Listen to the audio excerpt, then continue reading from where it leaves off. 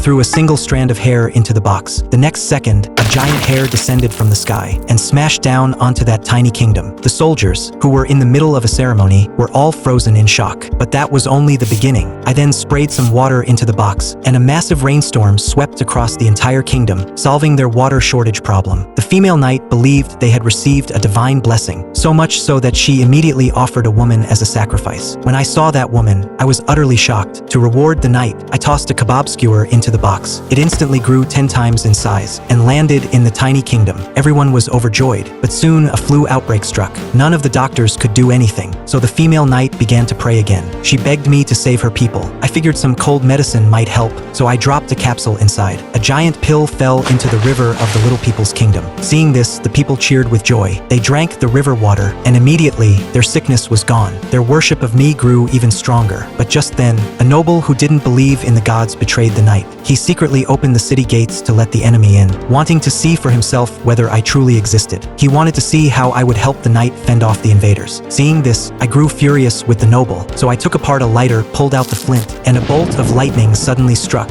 knocking the noble unconscious. The enemy leader was terrified by what he had just witnessed, but he wasn't willing to give up. He roared, demanding that the so-called god reveal itself. I was about to strike him with lightning too, but then I realized he had 300,000 troops. The flint alone wouldn't be enough. So I pulled out my phone and played a horror movie for them. The enemy forces tried to hold their ground, but when I sparked the flint again, they finally broke, throwing down their weapons and fleeing in terror. The female knight quickly thanked me. Soon after, the queen of the kingdom heard the news of the divine presence. She came personally and begged me to help them defeat the enemy and reclaim their lost lands. In return, she offered herself completely. I agreed without hesitation. I dropped food, cannons, and guns into the box. With advanced weapons, the queen swiftly crushed the enemy forces. Not only did she reclaim the lost territory, but she also became the undisputed ruler of that miniature world. But then, a group of thugs discovered my secret. They grabbed me and demanded I hand over the box. Just as I was about to be harmed, the queen and the female knight suddenly appeared before me. The knight took down the thugs in no time. Then, true to her promise, the queen chose to stay by my side, and both of them remained with me. If you liked this story, make sure to subscribe. Next time,